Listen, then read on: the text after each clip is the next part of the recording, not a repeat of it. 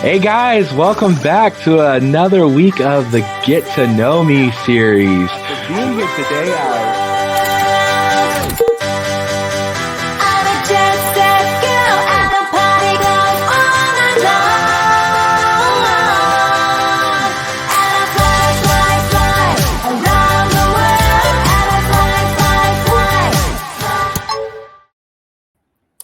That's right. Once again, it is Get to Know Me coming from the Berwick Salvation Army. And we are so glad that you guys are all joining us this week. This week, we have some very special guests. They're very special to my wife and I. We have known them for years. They have mentored us. They have guided us. And right now, they're our bosses. They're great people with a great story in ministry. Let's get to know Colonels Janet and Larry Ashcraft. Rise with these new eyes, pull the disguise off of these blue skies. Lights in the city reflect off the shoreline. When you're living this life, you want more time. Rewind the time, align planets. Ride this comet to a new dynamic. Your eyes on me, mine on you. Living the good life, we do what we want. Watching me, I know you're watching me. 'Cause I've been living the good life. So come fly with me in my fantasy. And we've been living the good life. Now you're watching me, you're all eyes on me. And we've been loving the good life, good life. And let's bring them both in right now. Colonels, welcome to Get to Know. Hi. Thanks, Mike. Yes, I had to go digging for some of those great photos there. Yeah, well, there's something in the Old Testament about destroying graven images, so that probably should come down. Oh, no, you guys are great there. So, well, for those that are unaware, colonels are the divisional commanders for the Salvation Army, Pendel Division, Eastern Pennsylvania, and Delaware. That's a whole lot of words for a very big job. So, colonels, maybe one of you guys want to tell us what is a divisional commander, what is a Pendel, for those that may be seeing this unaware. Well, let me do Pendel, and then Larry can pick up on Divisional Commander. So within the Salvation Army, we divide up the United States by areas for the Salvation Army to work. And for Pendel, that is short for Pennsylvania and Delaware, but it really is Eastern Pennsylvania that is the part of Pennsylvania that we have responsibility for. So it's the eastern part of Pennsylvania and then all of the state of Delaware. And we just shorten that to Pendel. It's a whole lot easier. Yeah, a whole lot quicker. Especially when writing emails, that's for sure. That's right. And Colonel Larry, what is a divisional commander? I think I should say, what does the Salvation Army view as a divisional commander? Well, it depends on who you talk with, right? In the first True. place, I mean, really, in this responsibility, we are charged as to be the ecclesiastical, taking care of the spiritual end of Salvation Army ministry throughout Eastern Pennsylvania and Delaware. So sort of as the bishops, as if you'd put it in other denominational terms, for that area, and the 42 congregations we have within that area. But also, we are charged as the administrative heads of the ministries of the Salvation Army. So whether it be one of our homeless shelters that is operated in our local communities, or after school programs, any kind of fiscal and business responsibilities, while there is local oversight, excuse me, we give oversight to the local communities as far as making sure that Salvation Army corporate policy and business is followed, and those kinds of things. Yeah, and that's definitely just a brief way of, you guys have your hands in many, many things, and that's Salvation Army officership in general. This interview is going to be a little bit different because, we've spoken with, professional football players, we've spoken with YouTubers, we've spoken with, people on television right now, but this vocation, this job is not something that you just wake up one morning and apply for, myself included. And this is what we feel a calling from the Lord. So with that being said, wanted to ask you guys, and you guys can, maybe I'll go Larry first this time. Why the Salvation Army? How did you get involved with the Salvation Army? I was born into it. My parents were Salvation Army officers. My dad is still alive. My mom's been gone about 5 years now, and my dad lives in retirement out in Ohio. And my three siblings are Salvation Army officers. One of them retired now.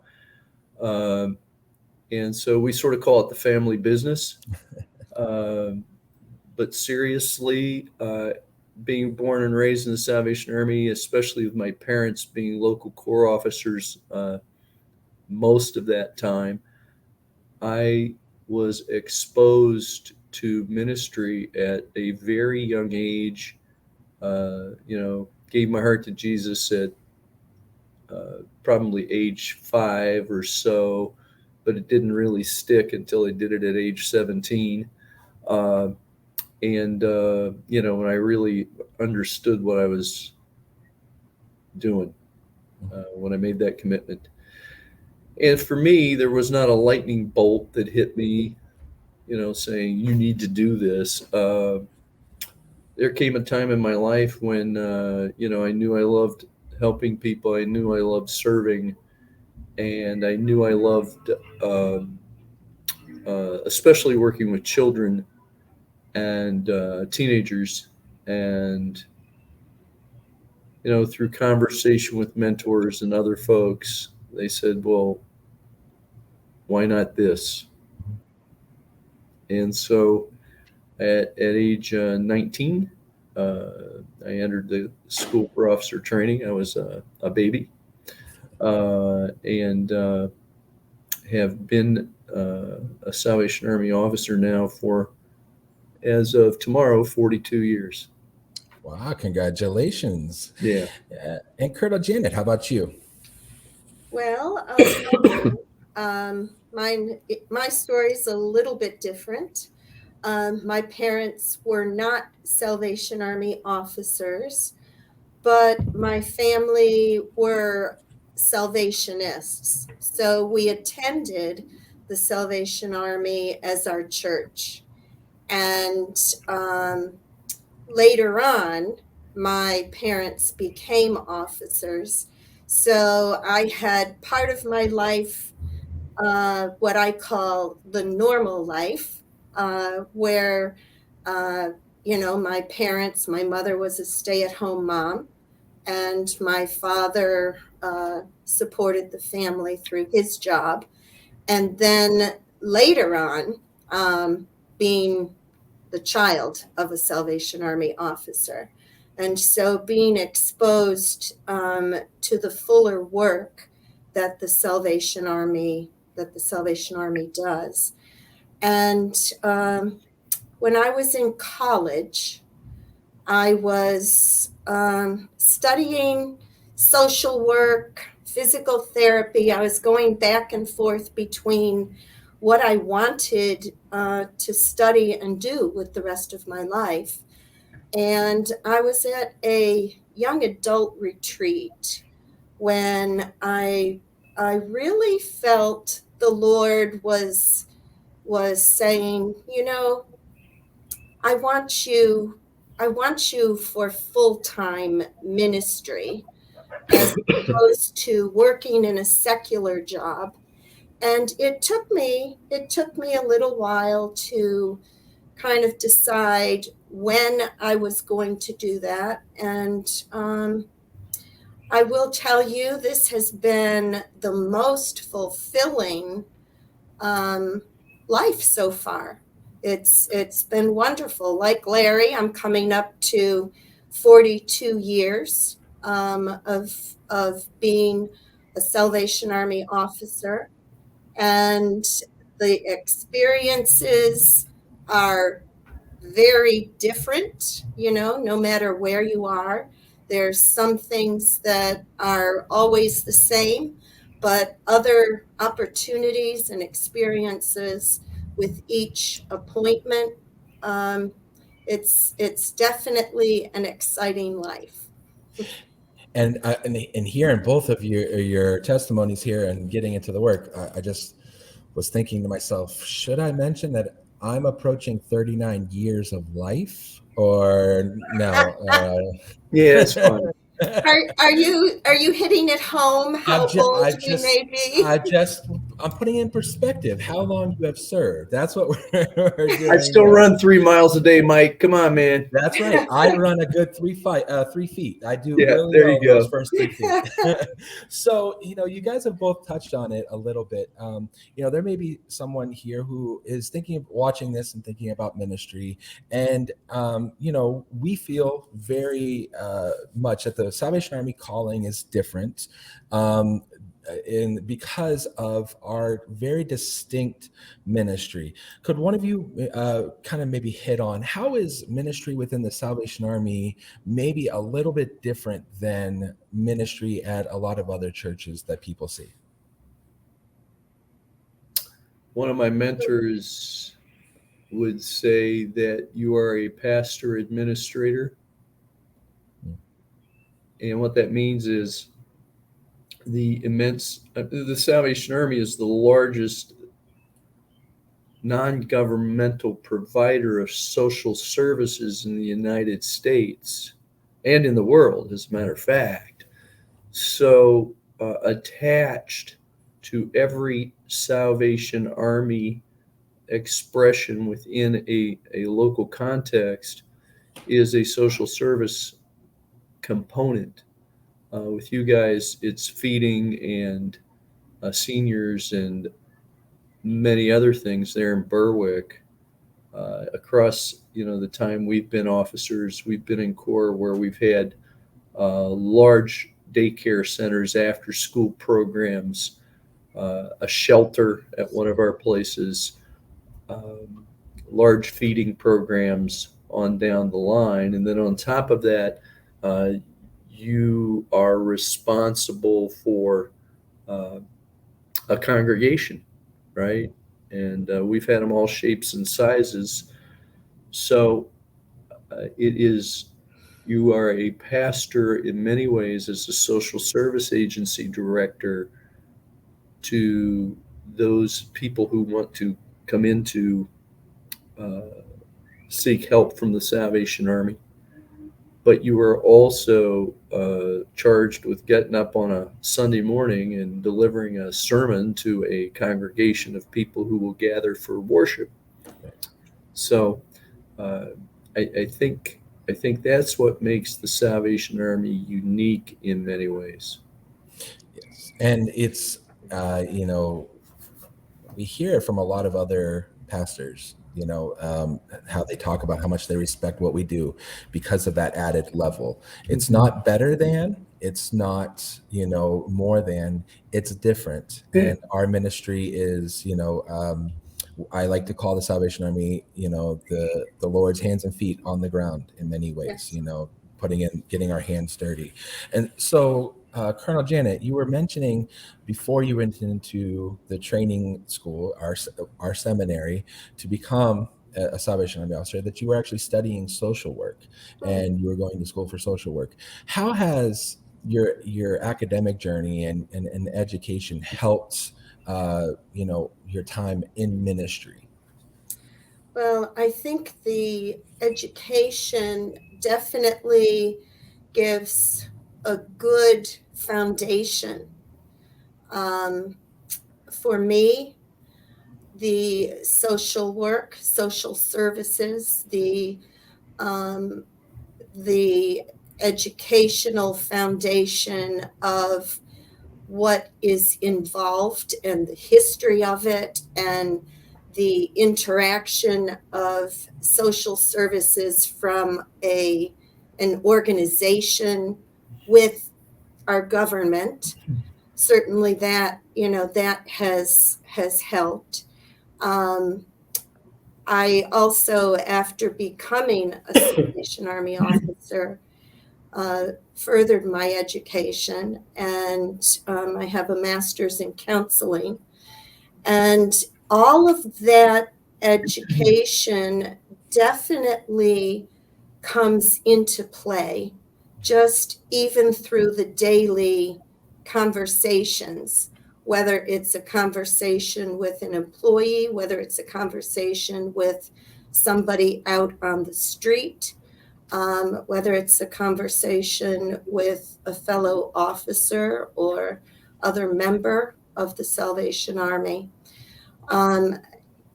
The foundation, I think, is important because it's your tools. It's the tools that you have in your toolbox.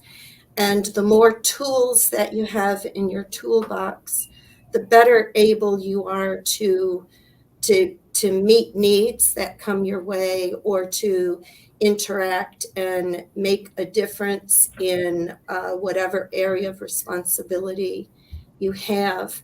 And so, bottom line, I think that whatever our educational background is, because the work of the Salvation Army is so varied, whatever your educational background is, you have so many opportunities to speak into life and life in general in so many ways. Very interesting. Yeah. Yeah, and we had one of our previous guests. He spoke about all his studies. He's in broadcasting, and he spoke about all his studies, and he just talked about how invaluable, though, being aware of your real life situations and knowing, I call it the difference between book smarts and street smarts. Yeah. And how implementing that really helps when making connections. Yeah. And so Colonel Larry, maybe you can speak about that, the importance of being aware of your life to make those connections in ministry. Yeah. First of all, Janice is the smart one out of the two of us. I went to her for the school question. Yeah. Don't let them Yeah. kid you. I majored in ping pong and body noises in college. Yeah, actually, I do have a degree in organizational leadership. But No, anyway, you underlie. You trust me. We've sat under your learning tree. Mhm. Yeah. So anyway, knowing about your own life, I often joke. I grew up from a long line of rednecks. I'm a Southern Ohio boy. My family roots on both sides are from deep in Appalachia, and that formed who I. I mean, if you ever read the book Hillbilly Elegy, that's my family in many respects, except for my mom and dad. Honestly, they were the first to break sort of a generational curse. At least my mom was on her side, and my dad's family fared a little bit better. But so I have that context of growing up with that influence in my life, which in some ways opened up my eyes to the plight of poverty in people's lives and the devastating impact it can have generation. But it also opened up my eyes to as we moved. Our first appointments were in Ohio after coming out of the College for Officer Training, and then we moved into more. And I had spent some time with my parents in urban contexts too, on the East Coast. And what it did was open my eyes at times to how culturally unaware I was as a kid, and how culturally unaware I had grown up, and many of my opinions of people had been formed in that regard. Absolutely. And it's a long way of saying that once you become self-aware of what it is you need to understand, that you can begin to see people for who they are, just not a stereotype. Oh, they're poor. Oh, he doesn't speak English, you know, We look different than we do. you know. And so you continue to be reminded that everyone is made in the image of the Almighty. And then, because if you claim that for yourself, then you must claim that for others. And so you claim that for yourself and for others, and then you realize that because of that, no one is an inconvenience in ministry. There's always an opportunity to love more people. That's a great word. That's a great word right there. And I want to, just, I know this is get to know the Ashcrafts, but I want to make it well aware what you were saying there about coming from, Appalachia and hillbilly area into urban settings and learning. It goes both ways. And that's my personal journey that I'm Yep. finding coming from inner city, growing up in the projects, and my now living in small towns and rural areas, is that I'm learning the same thing. So being aware of knowing what you don't know is very, very important. Well, we've hit on a lot through your journey here, and but you guys have, as you said, you guys have traveled all over, whether it be as a child or in ministry. And there are a lot of struggles with Salvation Army officership, but we get some really cool opportunities in our lives as well. And so I want to ask, as we can start with Colonel Janet, maybe it might have been an interaction with someone that you never thought you'd be able to meet, or an opportunity for you to do something. What's been some of the coolest things that you've got to do as an Army officer? Well, one of the absolute coolest things for me was being able to go to Australia. Wow. Yeah, it was amazing. It was in preparation for one of our appointments, the Project 117 School for Youth Ministry. And there were several throughout the world. There were 2 or 3 different schools like that were operating. And so we went prior to the appointment to go and find out what they were doing and how they were doing it. And boy, I will tell you, from the East Coast to Australia is a long way, and it is a long flight. Yeah, it's romantic in the movies, but in real life, not so much.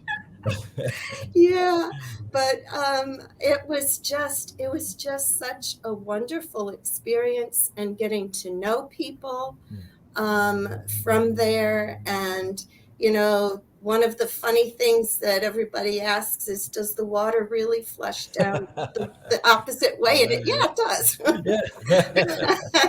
That's great. But, people ask the hard-hitting questions when you go on travels. That's it. So for me, that was one of the highlights, really. Just seeing a different country and seeing the different cultures and the different animals. And yet the interesting thing, and this just kind of goes back with what the Salvation Army is, we were welcomed, and we had so much in common. So you're having friendships that cross cultures. You're having friendships that cross nationalities, and all of that just gives such a beauty when you think about the networking, the friendships that have been built through the opportunities that the Army has given.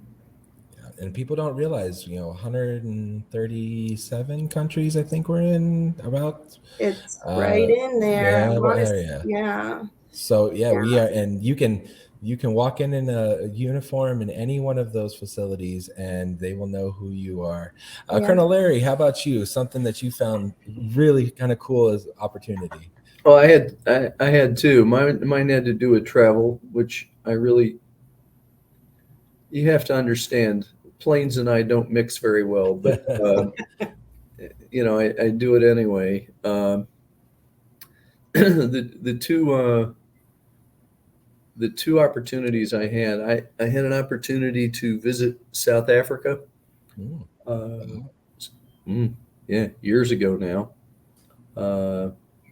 And that is a long flight as well, 17 hours from the East Coast to Johannesburg. But I went shortly after Nelson Mandela had been elected president of South Africa. Oh, very cool. A few years, and watched just an incredible. I was at a conference in South Africa, and watched as members of formerly all white churches came and apologized and asked for forgiveness from their black counterparts. Wow. It was for supporting apartheid, and it was an amazing thing, that experience that sort of has stuck with me, to see this public apology and then an embrace and forgiveness being given. Because as Christians, we're here to love and forgive.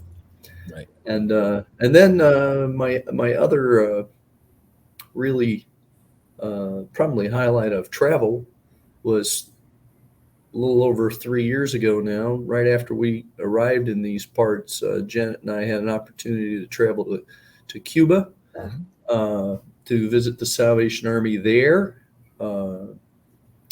And I had both of us had opportunity to preach in Cuba. Janet had a big event on a Saturday night there, with several Salvation Army congregations. And then on the Sunday morning, I had opportunity to preach at the Havana Central Corps, which was just amazing. She actually pulled it off in Spanish. I had a translator, unfortunately. That's all right. Work smarter, not hard. Yeah, I have learned in Spanish no longer than 10 minutes. Yeah, me too. Mine's more like 5. But because after a while you go, what did I just say? What was that? Yeah. Yeah. But anyway, it was an amazing, you never think, right, that you're going to go and then to witness the joy of, we always paint Cuban people as these dour, sort of, they're oppressed. I don't think the Cuban Salvationists realized they're oppressed. Right. They Joy have of the Lord. very joyful spirits, and are unafraid. Yeah. Just unafraid of any repercussions that come their way. And because the Salvation Army does such good work in Cuba, the government sort of goes, okay. Yeah. Yeah. And so that was just an encouragement to me. But at the same time, you also realize the stark poverty in Cuba, and then on the other hand, the gap, as people are driving by you in horse and buggy and beat up Ford Fairlanes from 1957, and then somebody zips by in a brand new Mercedes. Right. And you go, okay, government official. So it's that. That had to have been one of the highlights. Those two places had to be two of the highlights of my travels. My wife got the opportunity to go with you guys on that trip, and 3 years later, she's still. I said she left a piece of her heart in Havana, so Beautiful. Beautiful. yeah, and so It's a she's wonderful experience. so she's definitely been changed by that. Well, I thank you guys so much for your time, and before we let you go, I ask all my guests the same question, and that is, it's simple, but it can be sometimes hard. What would you now say to 12-year-old you? So I don't know who wants to go first on this one, but what would you now say to 12-year-old you? Because we're hopefully a lot of kids are watching this and they're in that age and they're making decisions on their future and not sure what's going on. So if you could go back, what would you say to 12-year-old you?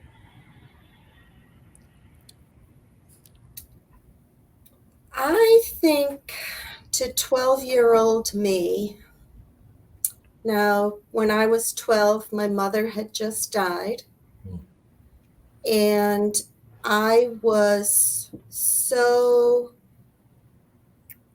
angry that God would take her away. And I would say to 12-year-old me, listen, you don't have to be afraid. God cares about you. He loves you. And you can trust him. He knows what he's doing. Yes, death is hard, but it is part of this life. And you will get through it. God will not leave you, and he will not let you down. You can trust him. Thank you. And I know there's probably someone watching today that's going through that very thing and could be needing to hear that. And yeah, trust him. Colonel Larry, how about you? I had a really good mentor who said to me early on in my officer journey, and I would say this to every 12-year-old kid. It doesn't translate as well right now, but somebody said to me, "Don't read your press clippings." And I would say to a 12-year-old kid now, don't read everything in social media. Don't always believe it, and because you're not as bad as people make you out to be, but you're also not as good as people might make you out to be. Right. Certainly listen to the opinion of trusted mentors, but most importantly, listen to what the Lord has to say about who you are, and he will never he will give you the true picture of yourself if you're really wanting to see who you are. And a lot of 11, 12-year-olds, we have a 11-year-old grandson, and they begin to ask this question, right? Who am I really? What's my identity? Right. And you're not necessarily who your friends say you are, either way, but you are who God says you are. That's right. And listen to as I said, listen to trusted mentors and friends to get a true picture of who you really are. And if they're really good mentors and friends, they'll tell you the truth. Right. Well, I know having served under you and had you guys speak into our lives long before we were even officers, 12-year-old you guys would be pretty impressed with where you are at now. And so just thank you guys for your 42 years of ministry and faithfulness. And if you want to learn more about the work of the Salvation Army and what we do, you may have just come across this video. go ahead and check out our Facebook page here, and there's links to the Eastern Pennsylvania page and on up the chain, and you'll learn so much more about Army officership. So, Colonels, thank you guys so much for giving your time today, and know that we appreciate you. And I think we have to end the interview with the way you end all of our meetings. So, Colonel Larry, could you tell everybody the proper way to leave? Yeah, we love you all. Stay close to Jesus. That's right. Take care now. Bye. See you next See ya. week. Bye.